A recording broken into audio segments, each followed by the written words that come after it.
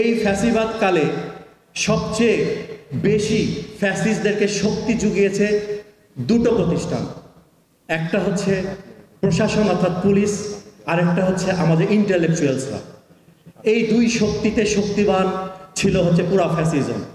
তা আমাদের এই ফ্যাসিবাদের যেই সাংস্কৃতিক ন্যারেটিভ, এটাকে ভেঙে দেওয়ার জন্য আমাদের হাতে একটা অনেক বড় টুলস আছে, অনেক বড় শক্তি আছে। সেই শক্তির নাম নজরুল ইসলাম।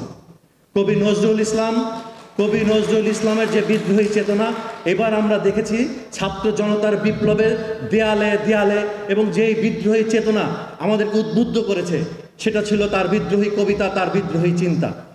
সেখান থেকে ঠিক এরকম একটা সময় এই বিপ্লবের পরে আমাকে যখন দায়িত্ব দেওয়া হয়েছে, আমার মনে হয়েছে এবার আমার কিছু করার আছে, এবার আমার অনেক কিছু করার আছে। আমরা নজরুলের চেতনাকে এদেশের প্রান্তে প্রান্তে ছড়িয়ে দিব। নজরুল ফ্যাসিবাদ বিরোধিতা, স্বৈরাচার বিরোধিতা, অসাম্যের বিরুদ্ধে নজরুলের চেতনাকে আমরা ফ্যাসিবাদী যে চেতনা, যে ভারতীয় আধিপত্যবাদী যে চেতনা আমাদেরকে মিসগাইড করেছে, তার বিরুদ্ধে আমরা নজরুলকে নিয়ে আমরা পথ দেখাবো। নজরুল আমাদেরকে পথ দেখিয়েছেন ব্রিটিশ বিরোধী আন্দোলনে, আমাদের মুক্তি সংগ্রামে, 90-এর গণ অভ্যুত্থানে এবং এবারের এই ছাত্র জনতার অভ্যুত্থানে। আমি আলী রিয়াজ ভাইয়ের কাছে একটি অনুরোধ করব, ওনারা যেহেতু এখন সংবিধান সংশোধন করছেন, আমাদের জাতীয় ফুল আছে, জাতীয় প্রাণী আছে, জাতীয় ফল আছে, কিন্তু সংবিধানে আমাদের একজন জাতীয় কবির নাম নেই।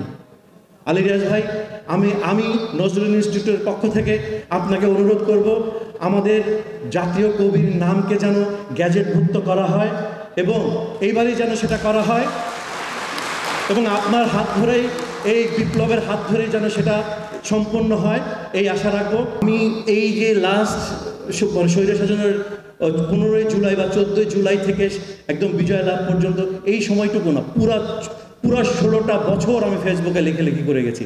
আমার কিছু সুবিধা ছিল, সেই সুবিধা হচ্ছে যে 90 দশক জুড়ে আমার কিছু জনপ্রিয় গান ছিল, যার ফলে আমার এই সুবিধাটাকে আমি কাজে লাগিয়েছিলাম। যখনই আমার লেখালেখি নিয়ে সরকার বিরোধী কোনো কিছু যখন ইস্যু তৈরি হয়েছে, তখন অনেকে দেখা গেছে পুলিশ থেকে, ডিজিএফআই থেকে কল দিয়ে বলে, সেগুলো আমরা তো আপনার গান শুনতে শুনতে বড় হয়েছে, কিন্তু আপনি এগুলো লেখালেখি করেন না। এরকম আর 2018 নির্বাচনের সময় আমি লিখেছিলাম কি নিপুণ কৌশলে ডাকাতি হয়ে যাচ্ছ প্রিয় স্বদেশ। সেখানে একটি লাইন ছিল, তোমার রাষ্ট্র লোভের পশ্চাতে ভরে দিব কাটা ভরা একটি গোলাপ। হাসিনার উদ্দেশ্যে এরকম কথা লিখে গেছি। এছাড়াও যতক্ষণ তুমি ইনসাফের পক্ষে ততক্ষণই তুমি মানুষ, খুব বেদনা থেকে এবং যাতনা থেকে লেখা ছিল। আমার একটি বই, আমি জানি এখানে আমি যখন একটু বাইরে ছিলাম, আবরার ফাহাদের ছোট ভাই এখানে আসছে, আমি তাকে একটু দেখতে চাই। আসলে এখানে কি আছে আবরার ফাহাদের ছোট ভাই? ও আচ্ছা, তোমার ভাই, আমার একটি উপন্যাসটির নাম হচ্ছে ফ্রন্ট লাইন। তোমার ভাইকে আমি উৎসর্গ করেছিলাম। সেখানে লেখা ছিল,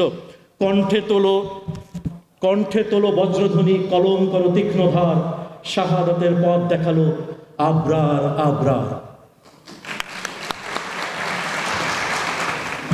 আমি সম্প্রতি নজরুল ইনস্টিটিউটের দায়িত্ব পেয়েছি, আমাকে দায়িত্ব দেওয়া হয়েছে। আর যেহেতু এখানে আলী রিয়াজ ভাই আছেন, আমি আজকে ওনাকে দেখে খুশি হয়েছে যে অ্যাটলিস্ট আমি একটা দাবি ওনার কাছে জানাতে পারবো।